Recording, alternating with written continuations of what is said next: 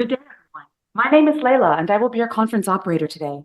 At this time, I would like to welcome you to the Ford Motor Company third quarter 2025 earnings conference call. All lines have been placed on mute to prevent any background noise. After the speaker's remarks, there will be a question-and-answer session. If you would like to ask a question during this time, and if you have joined via the webinar, please use the raise hand icon, which can be found on the bottom of your webinar application. If you have joined by phone, please dial *9 on your keypad to raise your hand. At this time, I would like to turn the call over to Lynn Antipis Tyson, Chief Investor Relations Officer. Thank you, Layla, and welcome to the Ford Motor Company's third quarter 2025 earnings call. With me today are Jim Farley, President and CEO, Sherry House, CFO, Andrew Frick, President, Ford Blue and Model E, and Kumar Galhotra, Chief Operating Officer. Joining us for Q&A will be Kathy O'Callaghan, CEO of Ford Credit, and Steve Crowley, Chief Policy Officer and General Counsel. Also with us is Alicia Boler-Davis, President of Ford Pro. Jim will give a high-level overview, followed by Kumar on industrial progress, Andrew on market dynamics, and Sherry on our financial review and guidance. We'll be referencing non-GAAP measures today. These are reconciled to the most comparable U.S. GAAP measures in the appendix of our earnings deck. You can find the deck at shareholder.ford.com. Our discussion also includes forward-looking statements. Our actual results may differ. The most significant risk factors are included on page 20 of our deck. Unless otherwise noted, all comparisons are year-over-year. Company, EBIT, EPS, and free cash flow are on an adjusted basis. Upcoming IR engagements include Andrew Frick at the Scotiabank Conference in Toronto on November 18th and Sherry House at the Barclays Conference in New York on November 19th. Now I'd like to turn the call over to Jim. Thanks, Lynn. Before I get started on earnings, I wanted to welcome Alicia Boler-Davis to our team and to all of you. Her leadership is critical as we build our incredible powerhouse, Ford Pro, into a durable product, software, services powerhouse. Alicia will cover Pro starting on our fourth quarter earnings call. I'd like to thank the Ford team, as well as our suppliers and all of our dealers, for delivering a very strong quarter. We not only solidly beat expectations, but our underlying performance has us on track to raise our full year 2025 EBIT guidance if it weren't for the impact of the Novelis fire in Oswego, New York. Sherry will provide details of the financial impact of the Novelis fire, but I'm very pleased with our team's swift and decisive response to this challenge. We immediately mobilized a dedicated crisis team, worked around the clock with Novelis to secure alternative aluminum sources for our operational lines and accelerate the plant's recovery. Several top leaders and I personally visited the site to support all of these efforts. In addition, we are adding up to 1,000 new jobs to increase F-Series production to recover lost volume and fulfill strong customer demand. We have made substantial progress in a very short time frame in both reducing the 2025 impact and putting in place an exciting recovery plan for next year. Turning to our results, our Ford Plus plan delivered a record $50.5 billion in revenue and $2.6 billion in adjusted EBIT. Once again, we made meaningful progress in cost and quality thanks to the disciplined execution of our industrial team. Kumar will share more details. I'd like to thank President Trump and his team for the recent tariff policy developments, which are favorable to Ford as the most American auto manufacturer. Credit based on our large U.S. manufacturing volume will allow us to offset tariffs on imported auto parts we need for a strong American production and manufacturing base.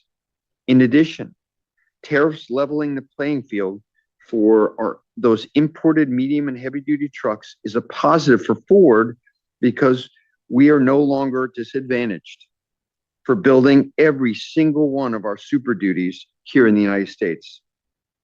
We also continue to watch for relief from tailpipe emissions, which may come as soon as the end of this year. Federal legislation has already scaled back California's ZEV rules, and we anticipate a meaningful reduction in federal requirements next year. We are adjusting our product mix accordingly. Our Ford Plus plan is designed to win in the market among four key trends. Markets are more regional now. We all need tailored strategies. Customers are more fragmented between retail and commercial. This requires unique services and digital solutions for both. The competition is getting tougher. Namely, the Chinese OEMs are expanding globally, and the industry faces lower returns due to the EV overcapacity and global pressures. Thankfully, our strategy plays to our strengths at Ford: iconic work vehicles, passion products like Mustang, and the off-road franchises like Bronco and Raptor. We're also prioritizing hybrids across our lineup, including the development of extended range hybrid options. In the near term, I believe EV adoption will now only be about 5% of the US market, but this is going to grow, especially for affordable EV vehicles. We are well positioned for this with the universal EV platform, which underpins digitally advanced, very spacious, and appealing products that start at around $30,000. This is not a distant plan. It's right around the corner for us at Ford. Sourcing is at 95% complete now. We are testing vehicles.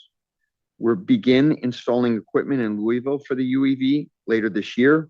And we are on track to start production of our LFP cells at Marshall, Michigan plant later this year. To compete, we need innovation and hyper cost efficiency. In this capital intensive environment, smart partnerships will be essential to us. And our largest near-term opportunity is closing that cost gap and achieving world-class quality. Kumar? Thank you, Jim. Our industrial platform is delivering tangible progress in quality, cost, and modernization. Improving quality is the single biggest driver to close our cost gap.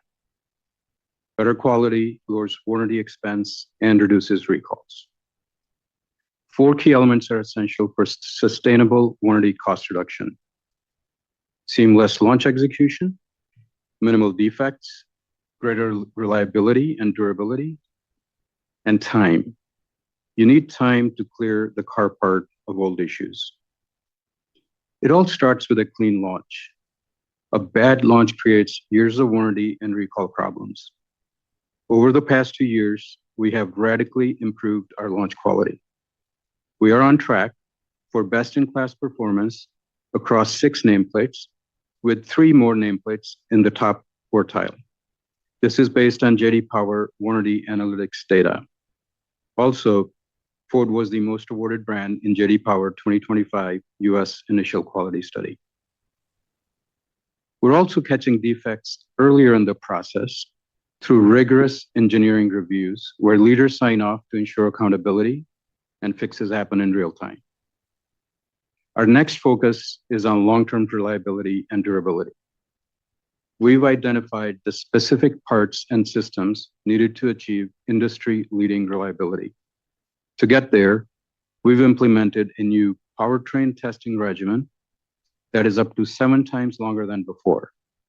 It includes extreme use cases that help us find issues we previously only found years after the vehicle was in the field.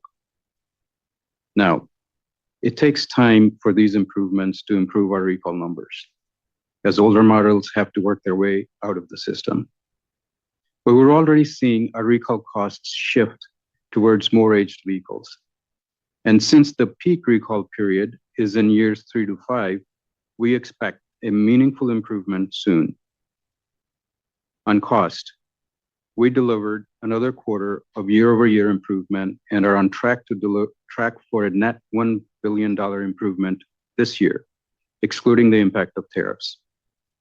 Lower material cost, freight and duty efficiency, and lower warranty contributed to this. This is the result of a fundamental change in our team's operational DNA. We have dedicated work streams reducing the cost of parts, optimizing repair times, and transforming how we negotiate with our suppliers. We're also modernizing our facilities and IT to unlock the next level of efficiency. We are systemically deploying AI across the entire industrial system. For example, we have significantly improved CAD loading times to less than a minute, and we have added 900 AI-powered cameras across our plants to detect quality issues at the source and help us mitigate supply disruptions. Thank you. Now over to Andrew. Thank you, Kumar. I will start with Ford Pro, which is thriving due to our diverse vehicle lineup, service parts penetration, and growth in our integrated software and services. Our specialized dealer network is a significant competitive advantage that is difficult to replicate. Dealers recognize the importance of customer uptime, and they continue to invest, adding another 1,700 service bays and 500 mobile service vans over this past year. This makes Ford the largest mobile fleet in the US, providing a structural advantage and brand differentiation for both pro and retail customers.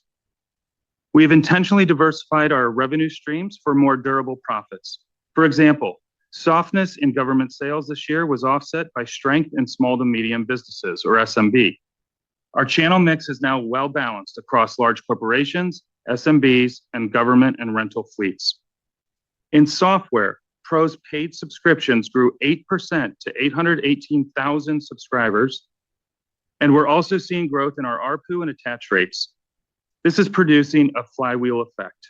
For example, customers who subscribe to our fleet software have a service parts capture rate up to 20 points higher, which also helps us win sales from new competitors in multi-make fleets.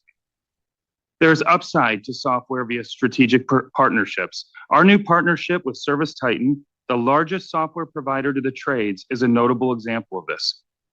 We are embedding our real-time vehicle data directly into their workflow, combining the insights from Ford Pro's data services with Service Titan's Fleet Pro software for a real-time view of fleet vehicle data. Customers will be able to manage vehicle maintenance, streamline services, and simplify repairs. Now, in our home market, industry conditions were strong this quarter, with a SAAR of 17 million and positive pricing.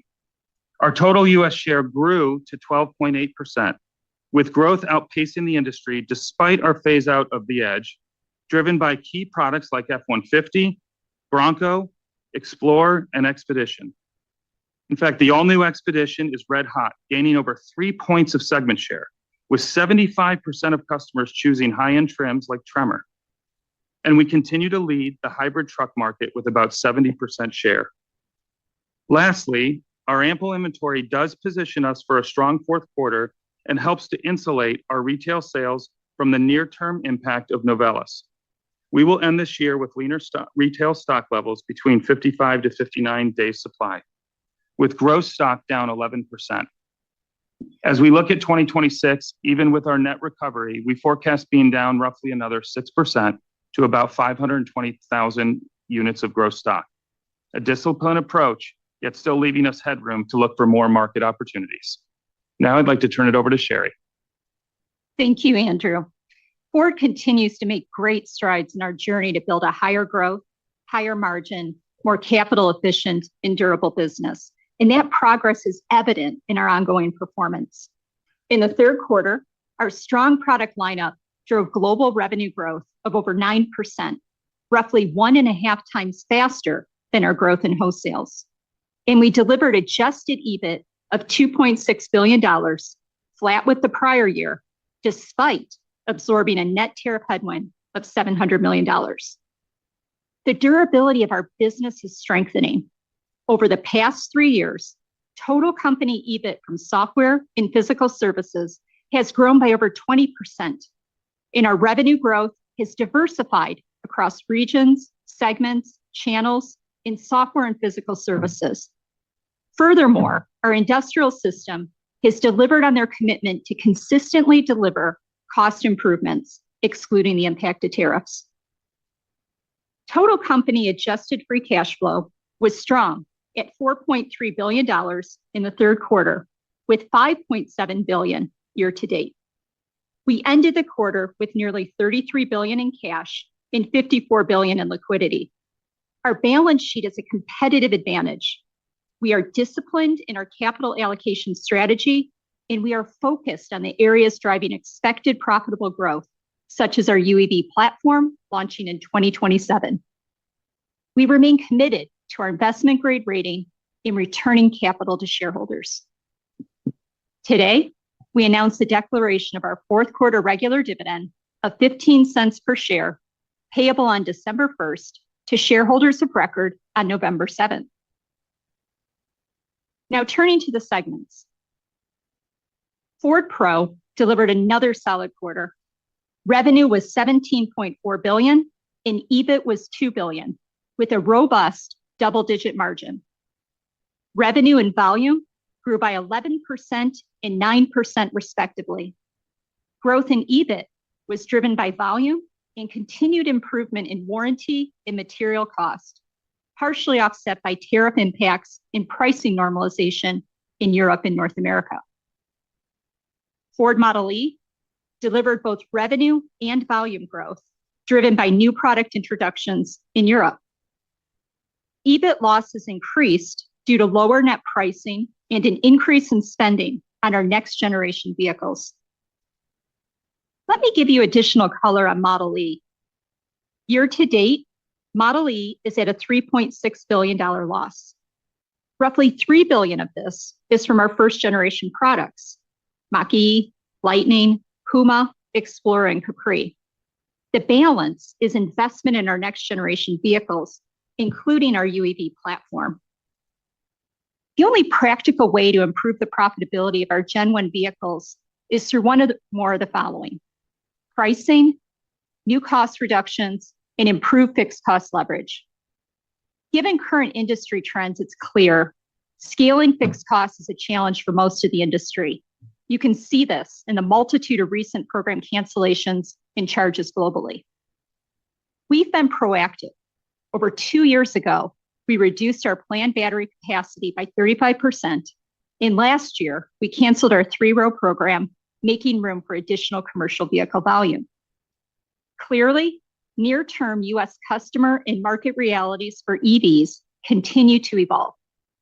We will have more to share about how we are adapting to these changes at a later date. Ford Blue achieved EBIT of $1.5 billion, with revenue growth exceeding the rate of wholesale unit growth, highlighting the strength of our diverse product lineup. Higher costs were driven by tariffs, which muted progress in warranty. Adverse exchange was also a headwind, driven by a weaker US dollar against the euro and Thai baht.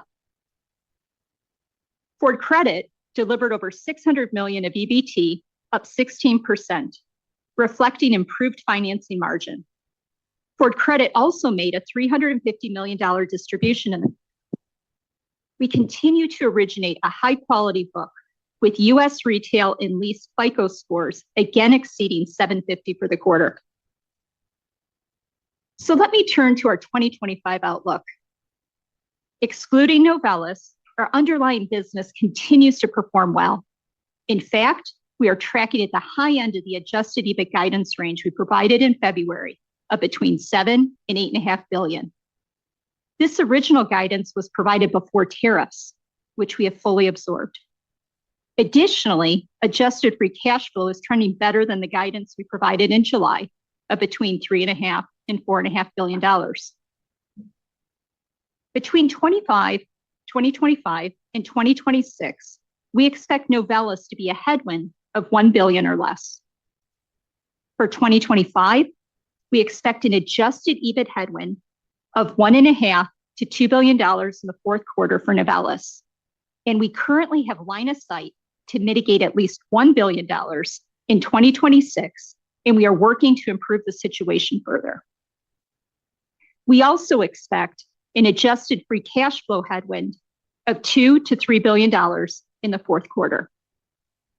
Keep in mind, the production disruptions result in an oversized short-term impact on our working capital, which will reverse next year.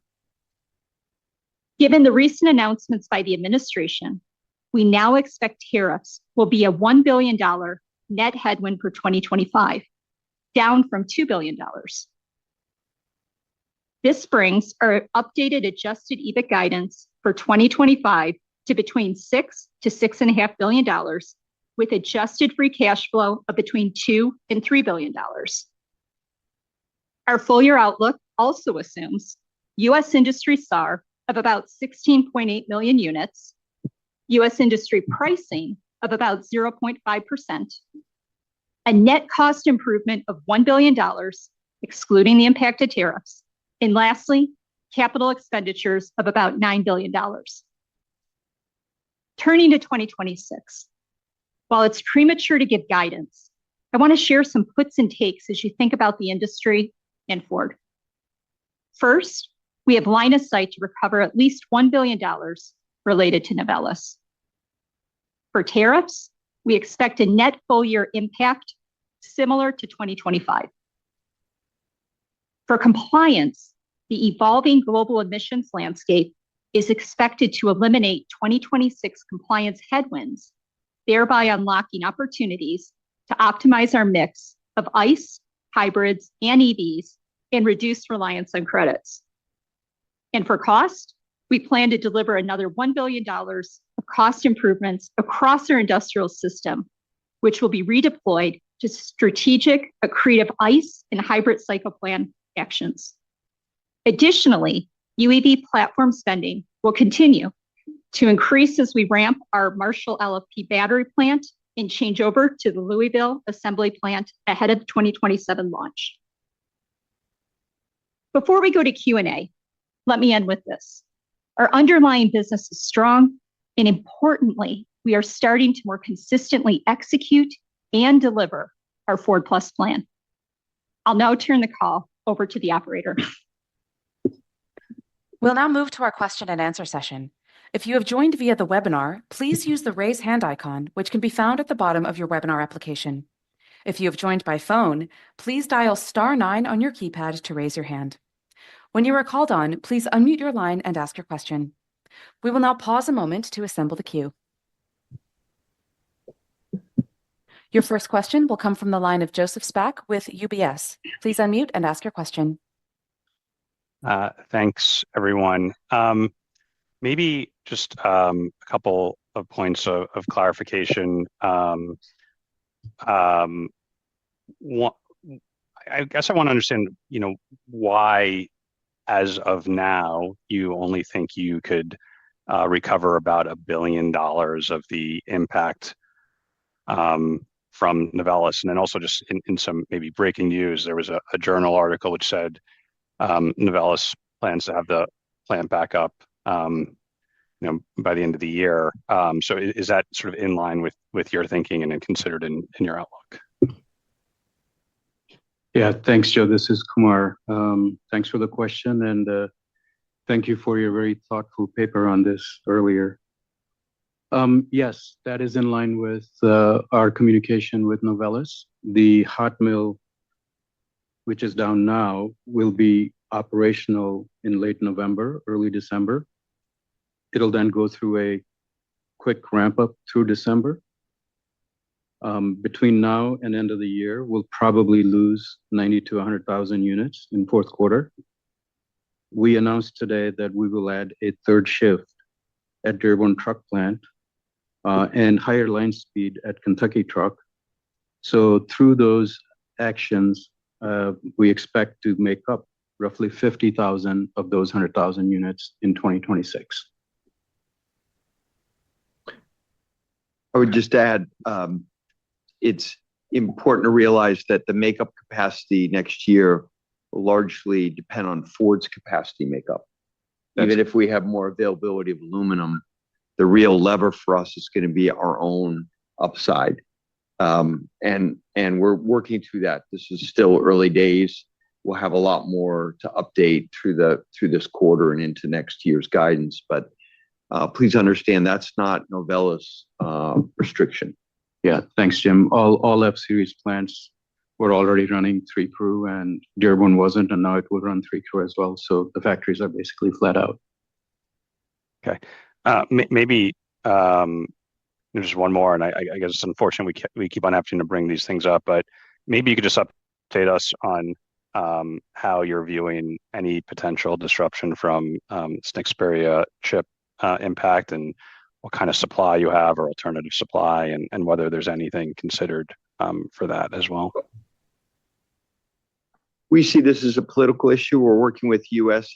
and Chinese administrations. I was in D.C. yesterday, actually, and this issue is top of mind for every official we met in the U.S. government.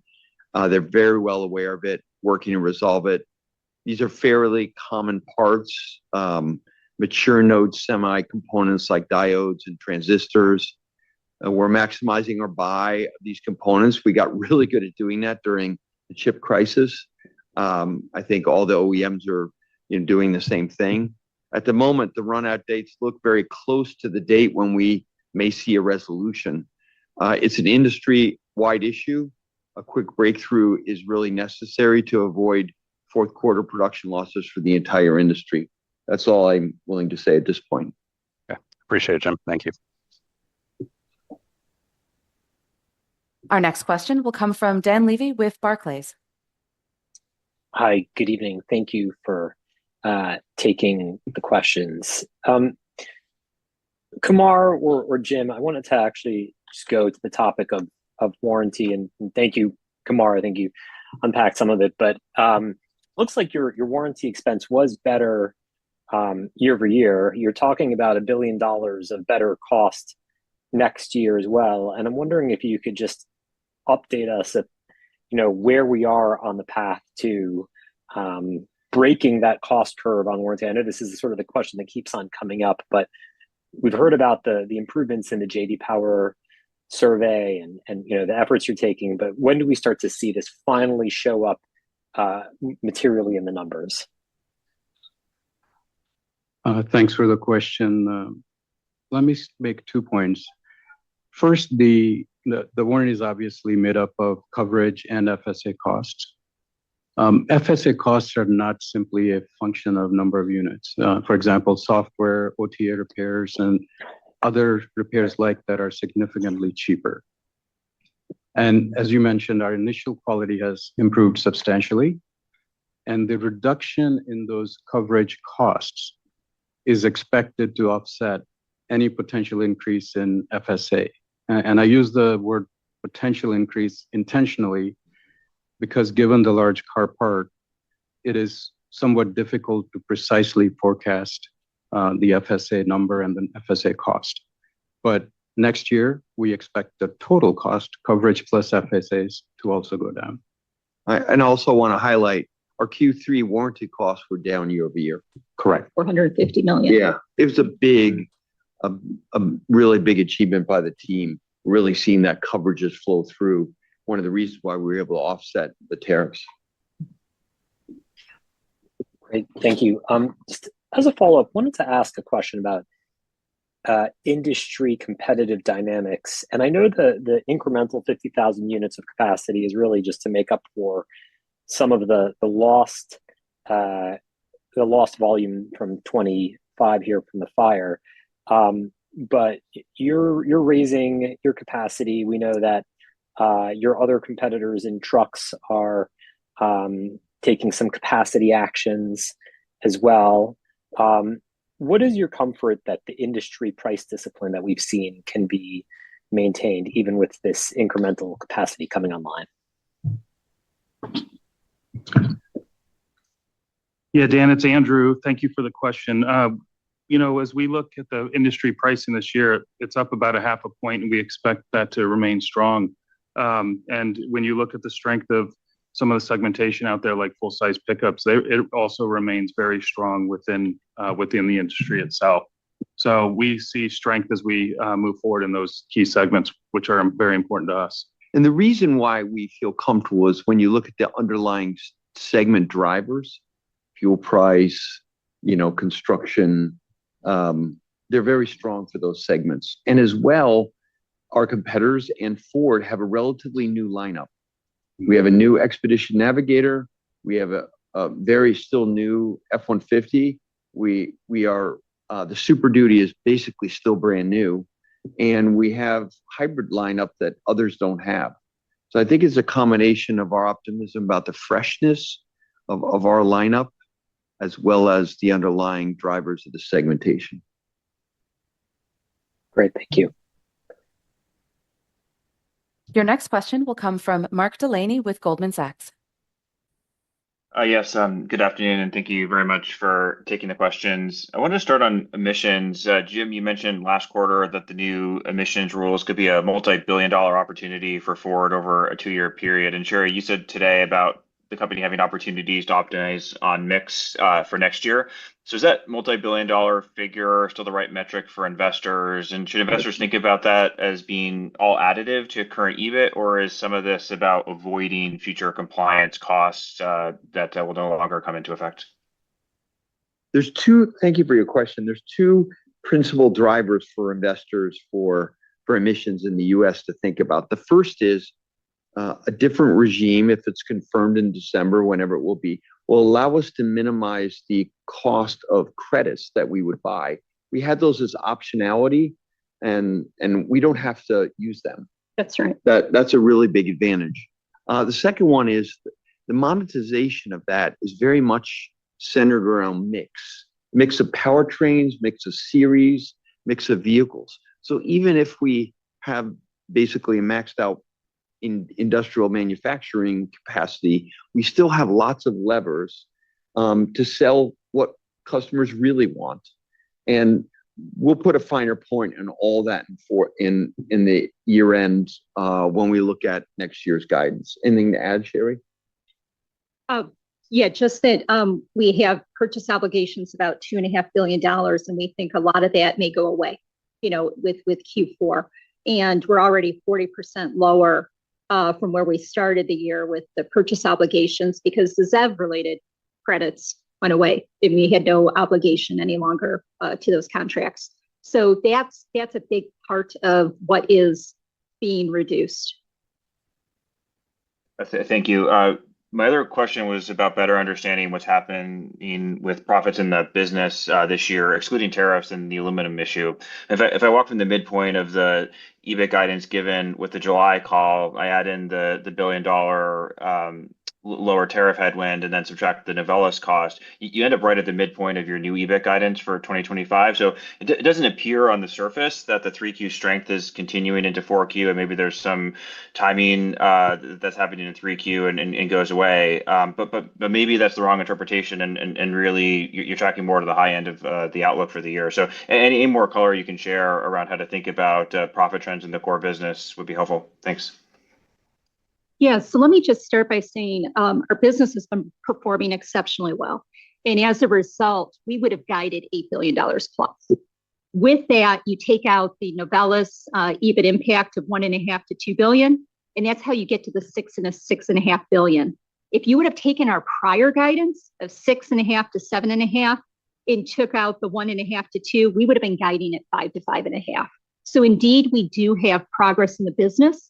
It is partially because of the improvements in the tariffs, and that's going to be $1 billion. But before we even got to that, we've had material cost improvements. The credit business has been performing well, and pricing and volume has also been strong. Thank you. Our next question will come from Doug Carson with BofA.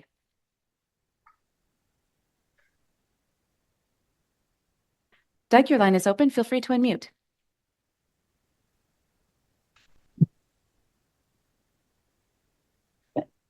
We can go to our next question, and we'll return to Doug. For our next question, we'll go to Edison Yu with Deutsche Bank Research. Hey, can you hear me? We can. Please go ahead. Thanks. Yes. Thanks for taking the question. First one, I think you mentioned that looking at next year, the tariff impact should be similar. Can you just walk us through some of the assumptions around that? I would have thought some of maybe the changes in policy could help.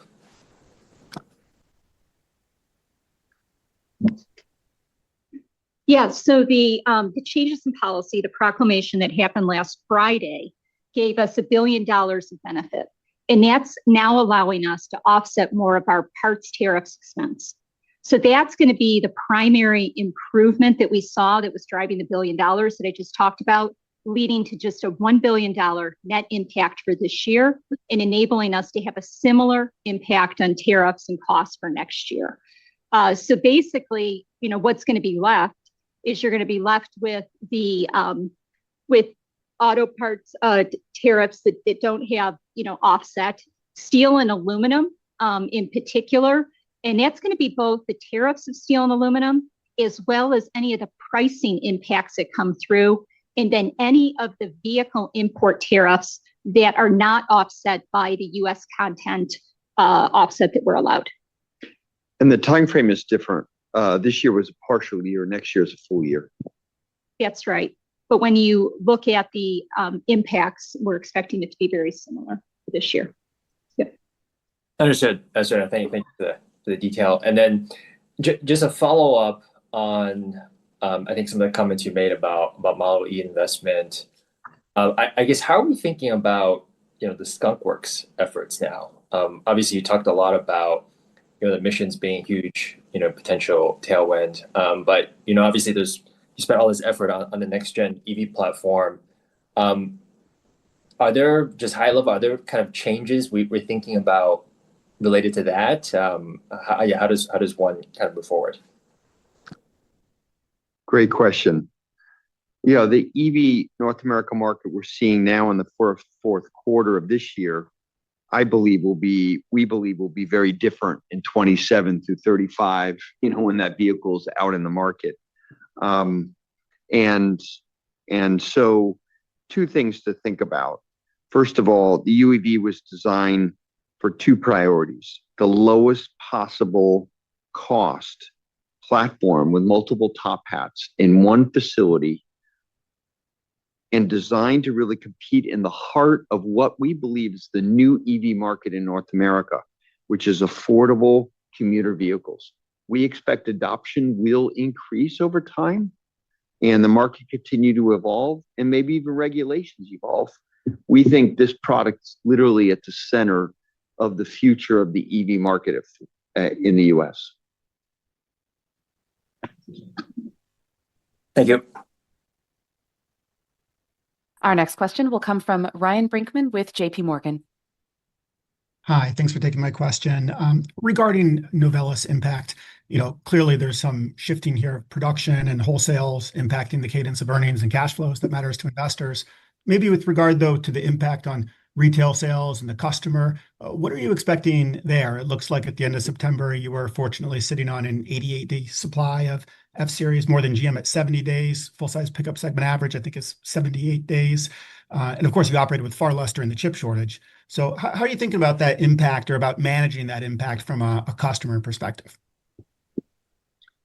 Yeah, I think this is Andrew. Thanks for the question, Ryan. We believe we have enough stock to insulate us from the impact of Novelis in the fourth quarter, given where we started the quarter. And that's why I wanted to make the comment on where we expect to end the quarter, in the midpoint of our range, just to give you confidence in how we're managing the Novelis impact. Very helpful. Thank you. For our next question, we'll return to Doug Carson with BofA. You may now unmute and ask your question. Hey guys, I'm not sure if you could hear me. We can. Please go ahead. We can. Oh, great. Thanks so much for taking my question. Ford and Ford Credit both have very strong balance sheets. It's a true asset, certainly for bondholders and I think equity alike. The leverage has been very low. The cash balance is very high.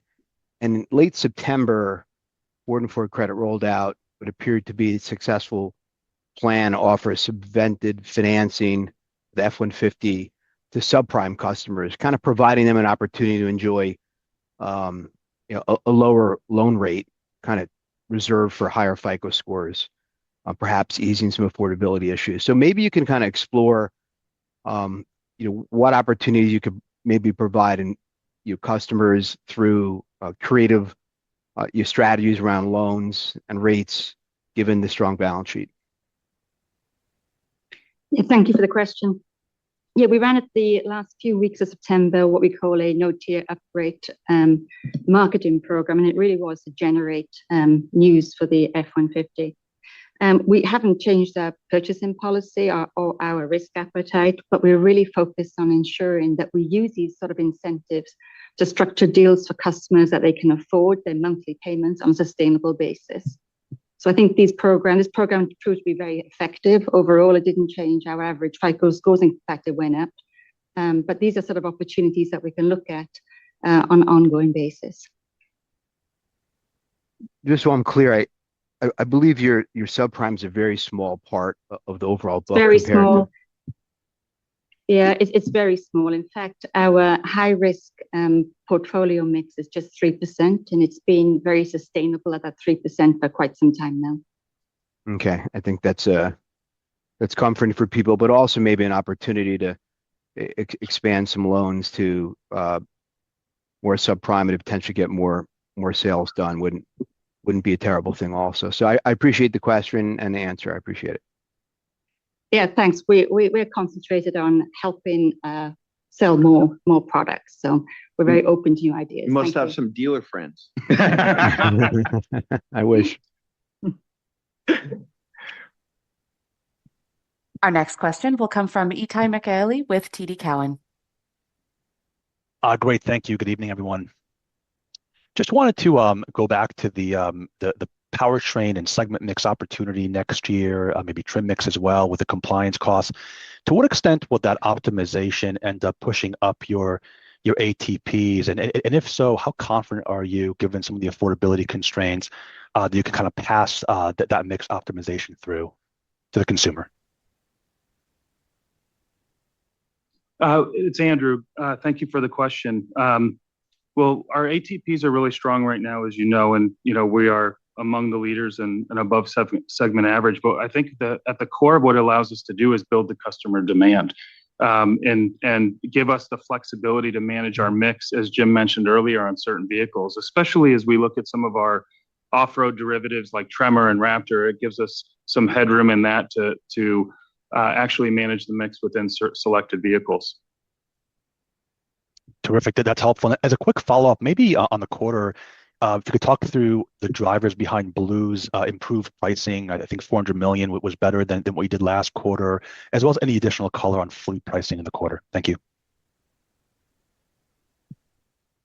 Well, I think in general, as I mentioned earlier, the industry pricing is up 0.5 point. Retail is up more. It's very strong right now, up 1.7 points. It's driven by a lot of the tariff pricing through the year. If you look at the counterbalance to that, fleet has been down a bit. It's primarily in the van business. And fortunately for us in our portfolio and what plays to our strength, our Super Duty pricing and full-size pickup has remained very strong for us throughout the entire year. And one of the great offsets that we've been able to manage this year with Ford Pro is not rely on the traditional fleet business. Andrew, maybe you want to talk about the changing mix of our Pro business. Yes, we've continued to increase our overall services as a percent of EBIT. Just a couple of years ago, we were around 13%, and we are now well on our way to hit our 20% total EBIT. Across the channels, we've also been able to diversify. We're roughly a third of our channel mix now amongst large corporations, a third with small, medium businesses, and a third with government and daily rental. So we are very well balanced, very diversified, both on the vehicle side and also with the services. But our strength in small, medium business, SMB, we call it, is really a key accomplishment by the team. We heavily focus on that group. We're continuing to try to grow that mix of that group. And that helps us a lot de-risk any kind of pricing risk on the fleet. Yes. Terrific. That's all and very we've been helpful. able to grow.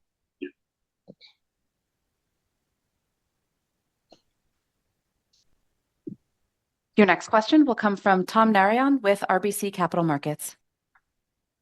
Thanks for taking the question. Just one quick clarification. So the net impact on tariffs on 25, $1 billion, and the 26 to be similar.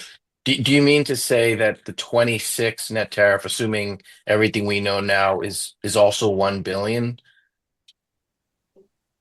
Yeah, let me Yep. clarify. So for Q4 of this year, we Mhm. expect an EBIT impact of $1.5 to $2 billion due to Novelis. Then due to tariffs, we're expecting to see a positive in the Q4 because we are going to get the receivable for the $1 billion. So that's going to be a positive in Q4.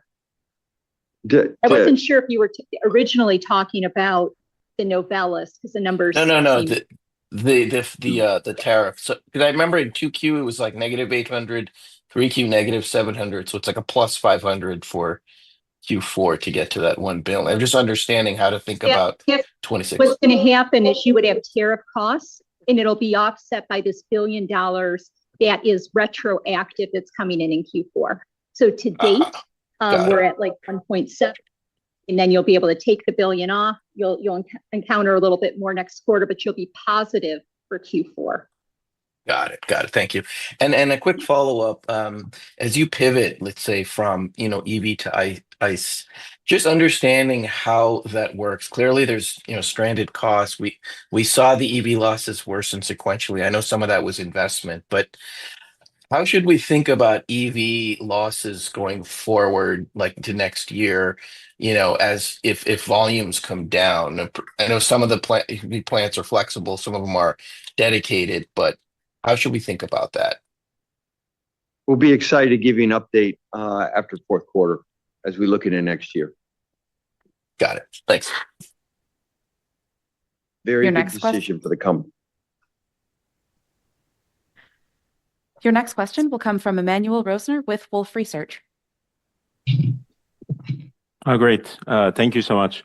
Wanted to ask you just a little bit more how to think about the mix optimization opportunity into next year as a result of some of these lower compliance hurdles. I think you mentioned the ability to maybe maximize some of the off-road offering, Raptor, etc. Is there a sense that those were supply constrained, like you were constraining supply of those, and that there's a large amount of like unmet demand in there? Like any sort of way to frame this in terms of how you had been managing the business before as a result of these compliance rules, and what essentially what is the size of the opportunity here? Well, Emmanuel, it's Andrew again. Yes. So when you're compliance constrained or under certain regulatory policy, we were having to restrain some of the mix because some of the off-road vehicles, like I mentioned before, Tremor and Raptor, are actually very negative against compliance. So we would suppress some of the natural demand within that. So as we look at next year and our overall build mix, we'll obviously match that to customer demand. We don't want to overproduce against that, so we can remain disciplined. And we'll take a look vehicle by vehicle like we always do to maximize our mix within. One of the big opportunities to complement what Andrew said on the series mix nameplate is the hybrid mix. And obviously, we can change the pricing in hybrid and change the demand curve for the vehicle. We've had to be very aggressive with hybrid pricing to make sure we cover the right mix. And that obviously is a big opportunity for us because F-150 is a huge volume vehicle for us. And the hybrid F-150 is so popular. We have opportunity there to maximize the company's results.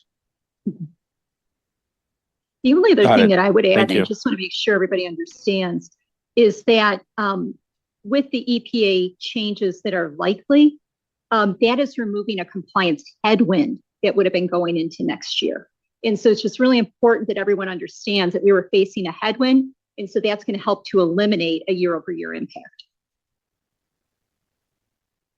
Great. And then just one additional question on guidance, comparing it to just the most recent one that you had provided last quarter. So if I basically take the current guidance adjusted for the Novelis fire, but also the the $1 billion benefit from lower tariff outlook, it seems like it's essentially an unchanged guidance versus last quarter. And that's despite essentially assuming now, or I guess expecting now for the industry, better SAR as well as better pricing. So are there at the same time some industry or company factors that are playing out maybe a little bit less favorably than 3 months ago?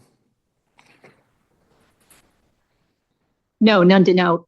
I mean, as I said, I mean, we were going to be 8 billion plus. When you take that 1.5 to 2 billion off, that gets you to the 6 to 6.5. You add the $1 billion of tariffs. But we also are performing at the higher end of the guidance that we had put out there at the beginning of the year. And the reason for that is credit's been doing good, material costs have been doing good, the pricing and volume have been solid. And so that's why we were at the higher end of the guidance. Okay. Yeah, I'll take it offline on the sell side call, but I appreciate all the color. Our final question will come from Colin Langan with Wells Fargo. Oh, great. Thanks for taking my question.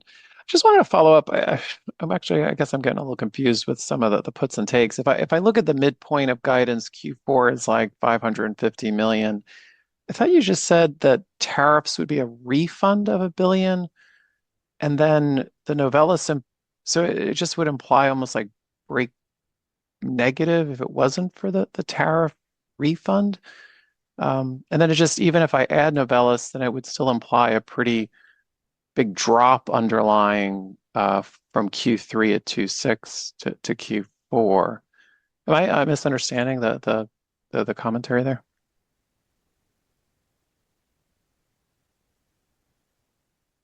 We would have been at 8 billion plus. You take out the Novelis impact in Q4, so that's going to be 1.5 to 2 billion, which gets you to the 6 to 6.5 for 2025. Now, when I talk about makeup, that's in 2026. So that's where you get the $1 billion back in EBIT, not in 25.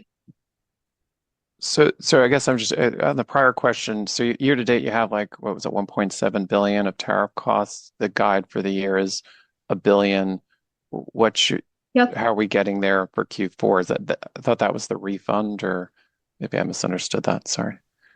Yeah, that's right. So as of last Friday, when the proclamation was signed, we now can apply a greater percentage of the MSRP tariff offset to our parts. And now that we can do that as of last Friday, we're going to get $1 billion of benefit.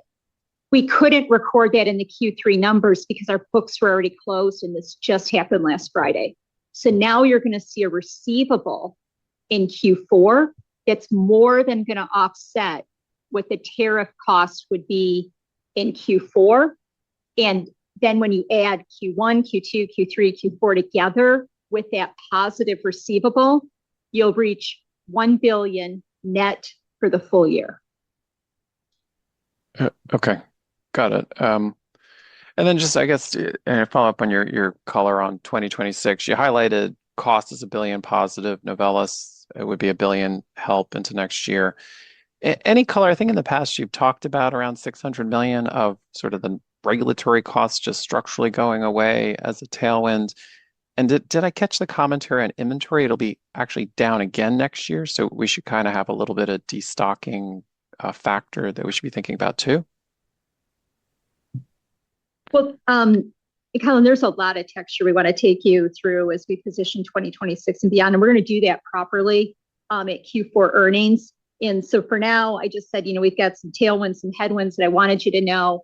Tariffs roughly the same. Tailwinds make up Novelis, likely removal of the EPA compliance headwind, continued cost savings. But then the headwinds are going to be investments in our launches in Marshall and Louisville and investments in the cycle plan. So that's what we're able to share at this time. And we look forward to sharing more with you in our Q4 earnings. Okay. All right. Thanks for taking my question. Mm-hmm. That was your final question. Operator, I'll now turn the call over. I just want to say one thing.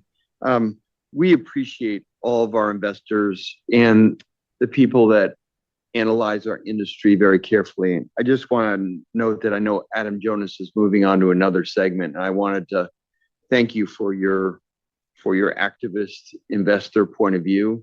You certainly helped us be better managers and stewards of the company, and I think we just wanted to say thank you as a management team for all of you for what you do. But when someone moves on like Adam, we want to highlight that. Thanks. Okay. Well, thank you, operator, again. To summarize, Ford is addressing the key issues affecting our industry head on. Our improved industrial system is driving consistent results on cost and quality. Ford Pro is making Total Ford a more durable company and business. We have and will continue to take decisive actions to improve and grow our company, and I'm confident in a stronger Ford as we head into an exciting 2026. Thank you today. This concludes the Ford Motor Company third quarter 2025 earnings call. Thank you for your participation. You may now disconnect.